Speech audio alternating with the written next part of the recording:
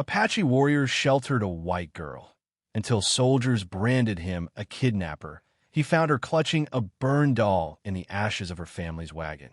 And in that moment, an Apache warrior broke the one law that would make him an enemy to both his people and hers. The smoke still rose from the wagon wheels when Aiyana found her. She sat in the dirt like a broken bird, her small hands wrapped around what had once been a doll. The cloth face was charred black, the yellow hair singed to nothing, but she held it against her chest as if it were the last piece of heaven on earth. Around her, the scattered bones of her world told their story in ash and blood. Aiyana's horse shifted beneath him, nostrils wide at the scent of death. 3 wagons. A family heading west, perhaps to California goldfields or Oregon farmland. It didn't matter now. Nothing mattered except the breathing child who should have been corpse among corpses. He slid from his painted mare and walked toward her on silent feet. She looked up at him with eyes the color of desert sky, and he saw no fear there, only a terrible knowing that made his chest tight. She couldn't have been more than 6 summers old, but she had aged decades in whatever hours had passed since the killing began.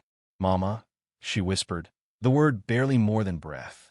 Aiyana looked at the woman sprawled 10 feet away, her calico dress torn and bloody, her hair fanned across the ground like spilled corn silk.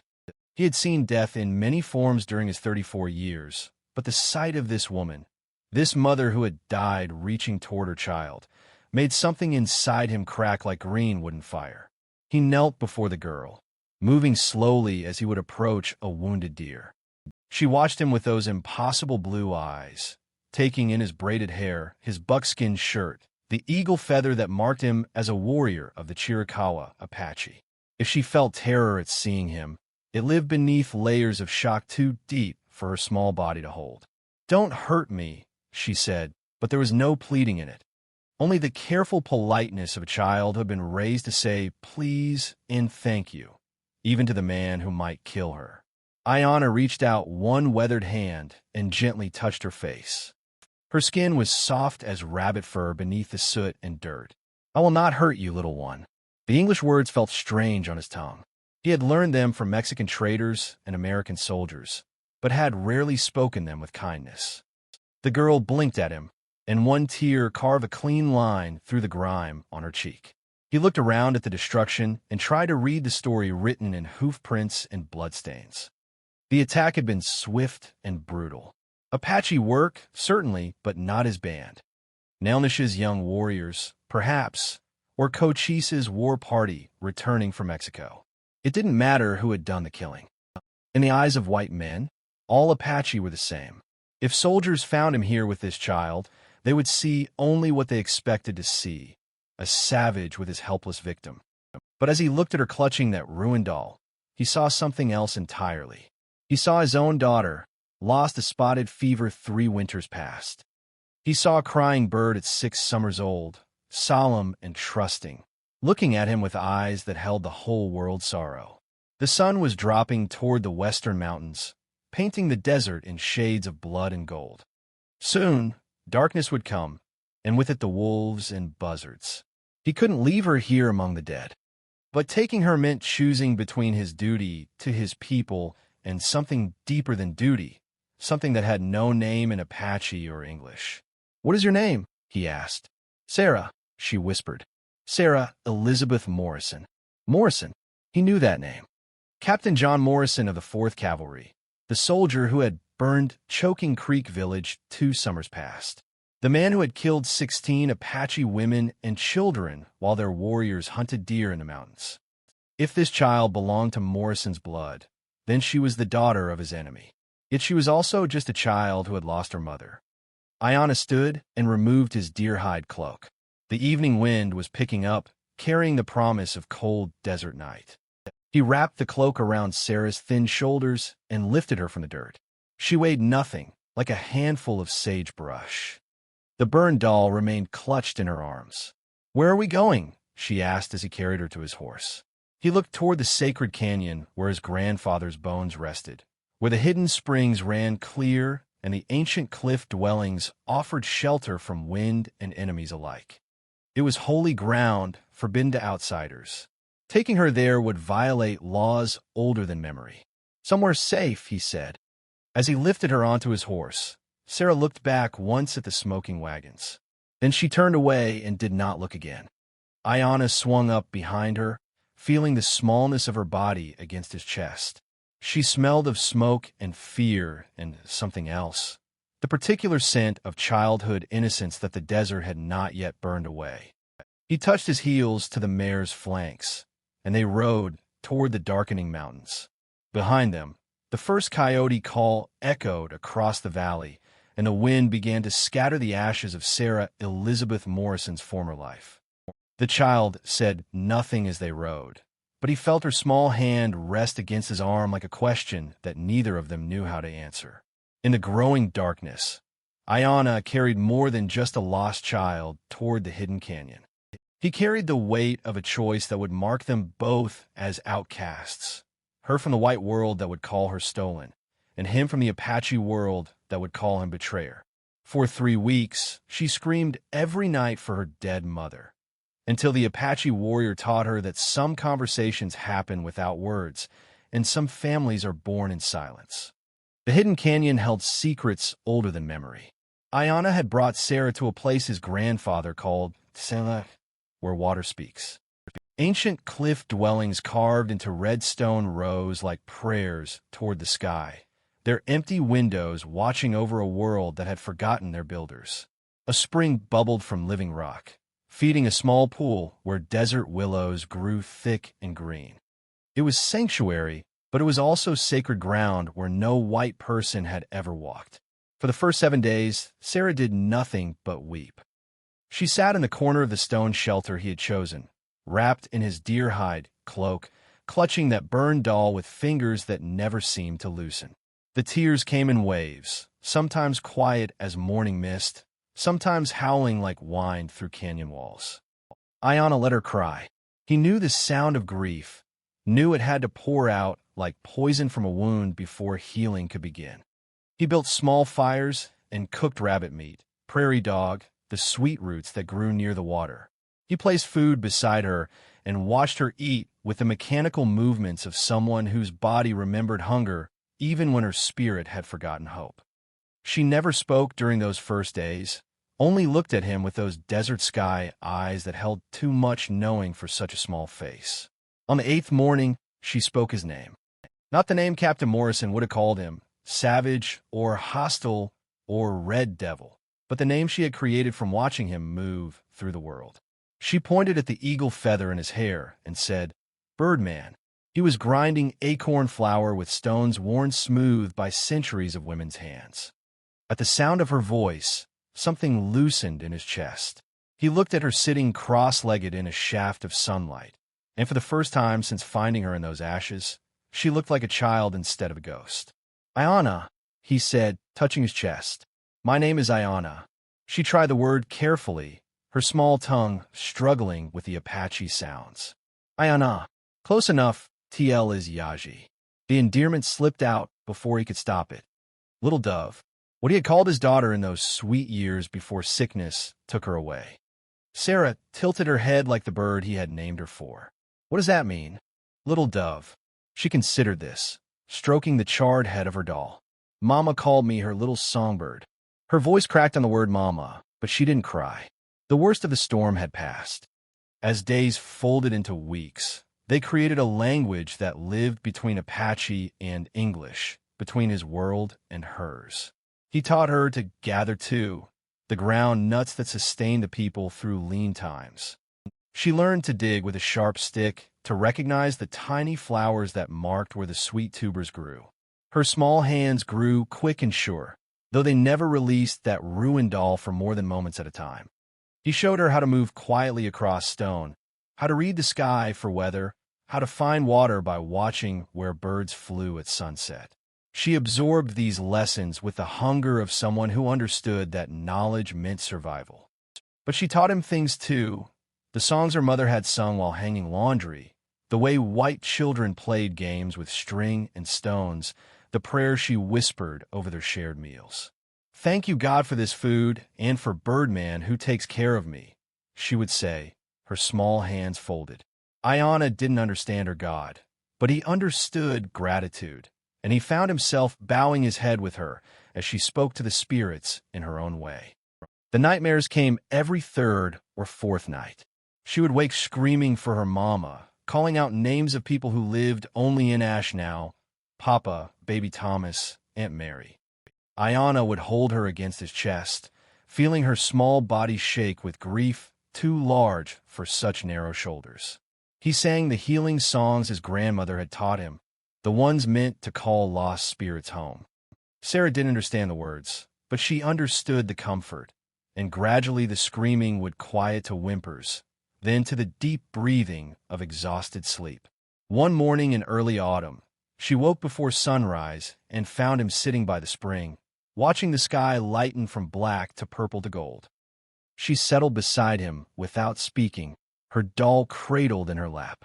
They sat in comfortable silence as the day revealed itself.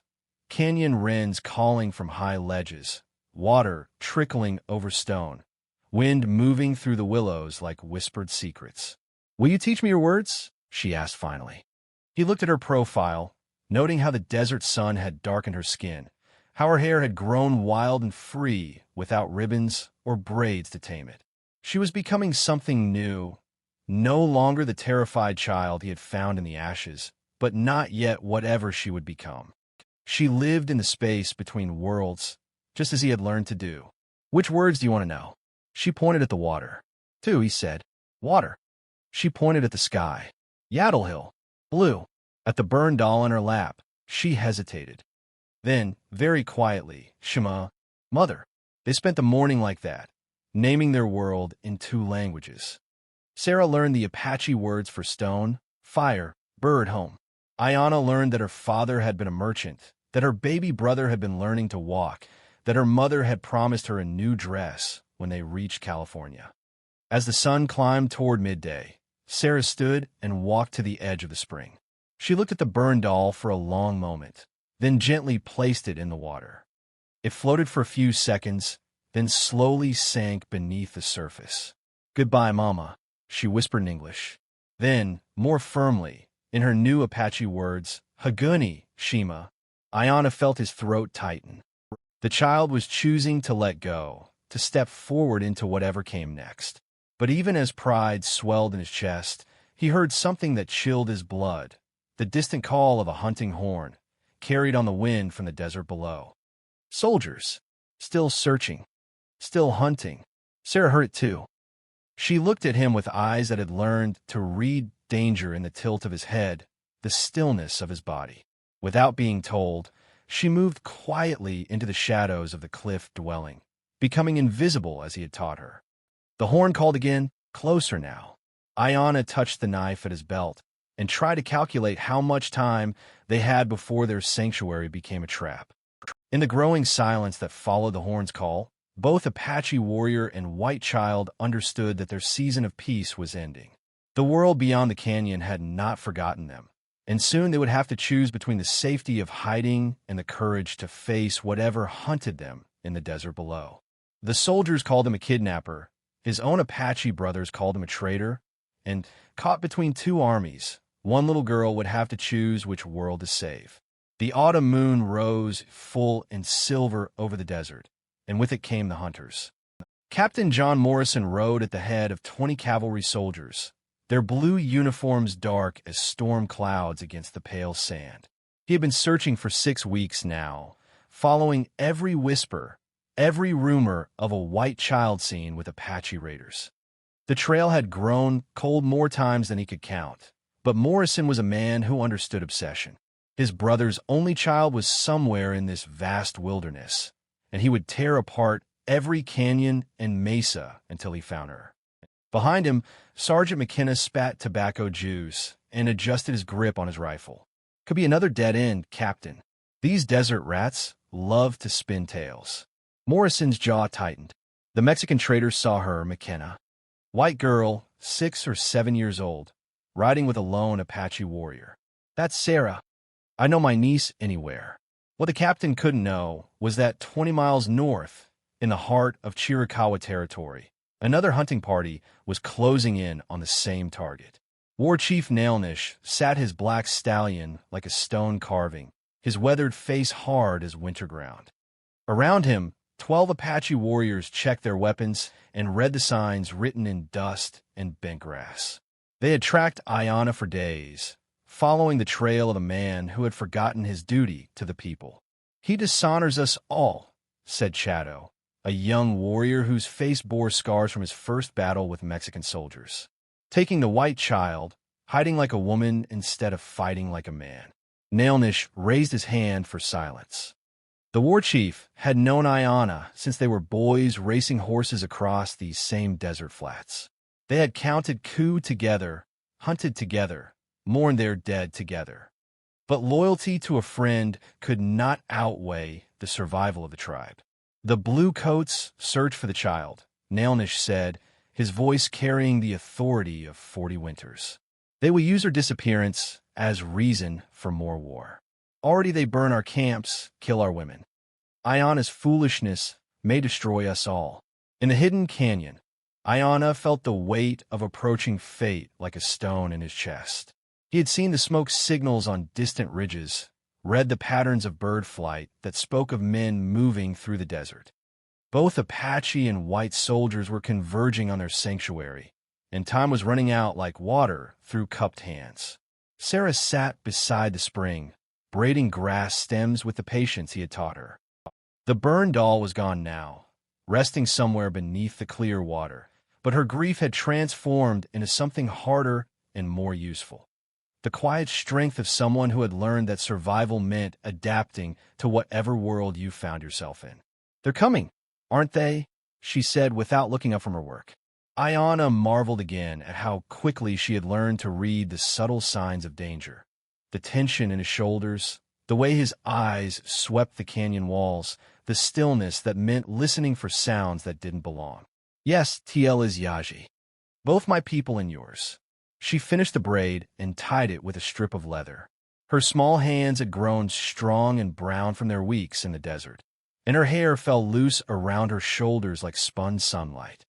She looked like no white child who had ever lived, but she also looked like no Apache child. She existed in the space between worlds, belonging fully to neither. "What will happen to you if they find us?" Aiyana considered lying to her, offering comfort instead of truth.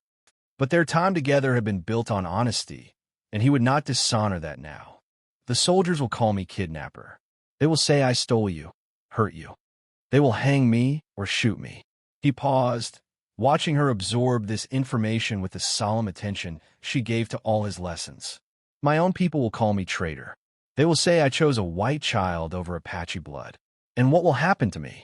This was the question that had tormented him through sleepless nights. "Your uncle will take you back to the white world. You will wear dresses again, sleep in beds, learn to read books. You will be safe, but I won't be free." The simple truth of it hit him like a physical blow. She had tasted freedom in this canyon, the freedom to run wild, to speak 2 languages, to be strong in ways white girls were never allowed to be strong. Returning to her uncle's world would be another kind of death, the slow killing of everything she had become. Sarah stood and walked to where he sat against the canyon wall. She placed her small hand on his weathered cheek, the gesture so natural it might have been something his own daughter would have done. "I don't want to go back," she said quietly. "I want to stay with you." "That cannot be, little dove. The world will not allow it." "Then we run farther. Hide deeper." Aiyana closed his eyes, feeling the weight of her trust like stones in his heart. He had known this moment would come, the choice between her safety and their impossible bond. A wise man would choose her safety. A good man would send her back to her own people, no matter the cost to himself. But looking at her face, so serious and determined, he wondered if wisdom and goodness were the same thing. That night, as Sarah slept curled against his side like a desert fox kit seeking warmth, Aiyana made his decision. Before dawn, he would take her deeper into the wilderness, to places where neither bluecoats nor Apache warriors would think to look. They would live like the ancient ones, moving with the seasons, taking only what they needed from the desert. It would be hard, maybe impossible, but it would be honest. He was drifting towards sleep when the sound reached him. The soft scrape of moccasin on stone, so quiet it might have been wind or falling sand. But Aiyana had lived 34 years by trusting his instincts, and his instincts screamed danger. He eased Sarah deeper into the shadows and drew his knife. Across the canyon, moonlight caught the gleam of metal. Then Nailnish's voice echoed off the stone walls, speaking in the old formal language of the people. Aiyana, son of Grey Wolf, you will come out. You will bring the white child. We would speak with you under the moon. Sarah's eyes opened, instantly alert. She had learned to wake silently, another skill that might keep her alive. What do we do? She whispered. Aiyana looked at the canyon walls, rising around them like the ribs of some ancient beast. There was no escape now. The hunters had found them, and morning would bring choices that would change everything. As the full moon cast silver light into their sanctuary, Aiyana and Sarah faced the end of their hidden season. Tomorrow would demand answers to questions that had no good solutions, and a child who had learned to speak 2 languages would discover that some conversations could only end in heartbreak. She stood between raised rifles and a drawn bow, speaking words in 2 languages that would decide who lived, who died, and who would be remembered as the monster in a story written by the winners. The desert dawn came painted in blood and gold, and with it the sound of hoofbeats from 2 directions. Aiyana had chosen his ground carefully, the place his grandfather called to Outside Sai, where 2 springs merged into one stream before disappearing into the sand. It was sacred ground, neutral ground, where his people had once made peace with Mexican traitors. If he was going to face judgment from 2 worlds, let it be in a place that remembered what peace looked like. Sarah stood beside him, no longer the broken child he had found in the ashes. Her hair was braided Apache style now, woven with blue beads he had traded for at great risk. Her dress was buckskin, decorated with the geometric patterns his grandmother had loved. She looked like what she had become, something entirely new, belonging fully to neither world, but carrying pieces of both.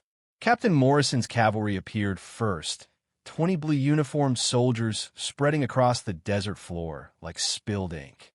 The captain himself rode straight-backed in his saddle, his face carved from granite and determination. Behind him, Sergeant McKenna kept a rifle trained on the Apache warrior who held what remained of Morrison's family. "That's him," McKenna muttered. "That's the savage who took the girl."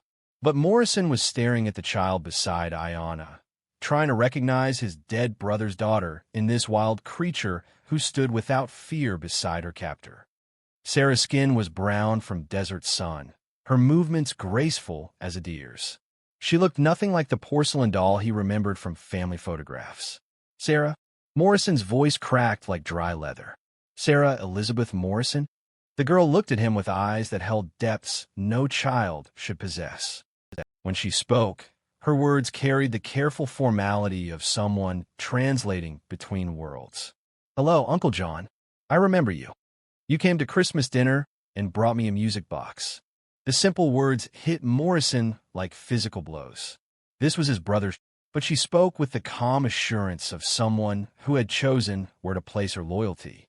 From the north came the sound of unshod hooves on stone. Nailnish and his warriors appeared like ghosts materializing from the desert itself. They formed a crescent behind Aiyana, their faces painted for war, their weapons ready. The war chief's eyes burned with the cold fire of someone who had been betrayed by his own blood. "Brother," Nailnish said, using the old word that meant more than friend, deeper than clan. "You have brought shame on the people. You have given our enemies reason for war." Aiyana felt the weight of judgment from both sides pressing down like stone. The soldiers saw a savage who had stolen an innocent child. His own people saw a traitor who had chosen white blood over Apache survival. Neither would understand that he had simply chosen to save a life. Sarah stepped forward, and in that moment, she commanded the attention of 30 armed men with nothing more than her small voice. "Uncle John," she said in English, each word careful and clear. "This man saved my life. He found me when everyone else was dead. He could have killed me, but he didn't. He took care of me." Morrison's face twisted with confusion and rage. He kidnapped you, Sarah. He stole you from your family. My family was already gone. Her voice carried the terrible knowledge of someone who had learned too young that the world could end in fire and blood. He made a new family. She turned to Nailnish, switching to the Apache words Aiyana had taught her, her pronunciation careful but confident. Hashu chief. This man is not traitor. He is Yaji protector. He chose mercy over war. The war chief's eyes widened at hearing his own language from white lips. For a moment, the hard mask of his face cracked, showing something almost like wonder.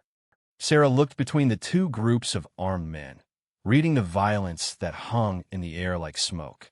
She had learned to speak two languages, but now she needed to speak a third, the language of peace that both sides had forgotten. I know what you all want, she said, raising her voice so it carried across the desert silence. Uncle John, you want to take me home to make me safe and proper again. Nailnish, she spoke the war chief's name with respect. You want Aiyana to face punishment for choosing me over the people. She moved to stand directly between the raised rifles and the drawn bows, her small figure dwarfed by the weapons pointed at her protector. But I choose him. I choose this man who found me in the ashes and made me strong instead of keeping me weak. I choose the one who taught me that family isn't just blood, it's who fights for you when the world turns dark. Morrison urged his horse forward, his face desperate. Sarah, you don't understand. You're just a child. You've been influenced. We'll get you proper care, proper education. You'll forget all this savage nonsense. I won't forget. Her voice carried the finality of stone. I won't forget that when I needed saving, it wasn't a white man who came. It wasn't a Christian who showed mercy. It was an Apache warrior who could have left me to die, but chose love instead. She turned to Aiyana, tears finally breaking free. And I won't forget that you gave up everything for me. Your people, your place, your safety. You made me your daughter when I had no one left. Aiyana felt his throat close with emotion. This child, his child now, in every way that mattered, was choosing to stand between him and the violence that would surely come. She was offering herself as shield and sacrifice, just as he had done for her. But Sarah wasn't finished. She looked directly at Nailnish, speaking Apache words that carried the weight of formal challenge. Nailnish, leader of warriors, keeper of the people's honor. If you call Aiyana traitor, then call me traitor too. I am white, but I'm also Apache now. I have drunk from sacred springs, learned the old stories, spoken prayers to your spirits. Will you make war on a daughter of the people?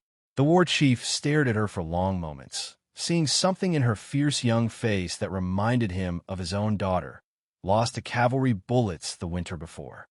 Slowly, he lowered his rifle. The child speaks truth, he said finally. She is Dean, holy. To harm her would bring curse on all our houses. Captain Morrison's face flushed red with fury. This is insanity. She's been brainwashed, turned against her own kind. Sergeant McKenna, prepare to know.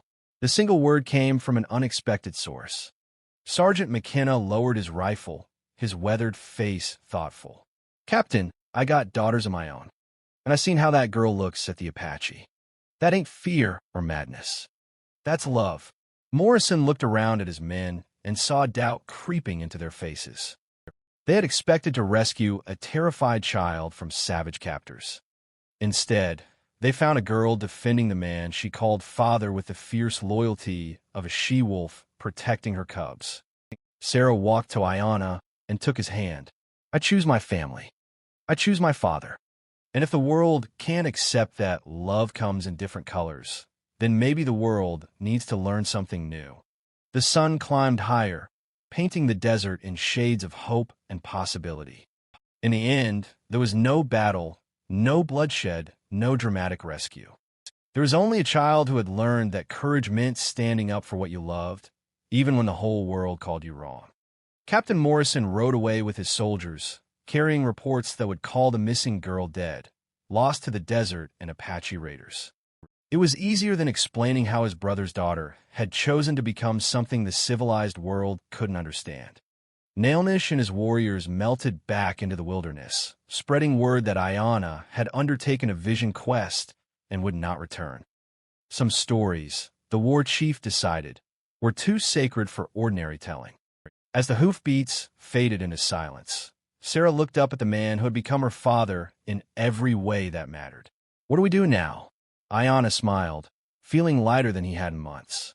"Now we go home, TL Yaji. We go home." They mounted his horse and rode toward the hidden canyon, toward the springs where two waters met and became one. Behind them, their tracks would be erased by wind and time, but the love they had chosen would endure like the ancient stones, like the desert itself, like all true things that survive, because they are built on foundations stronger than blood or law or the small fears of smaller men. Where two rivers meet, new channels are carved in the earth. Where two worlds touch, new kinds of family are born. And sometimes, in the vast silence of the desert, love writes its own laws in languages older than hatred, deeper than difference, stronger than all the armies that march beneath the endless sky.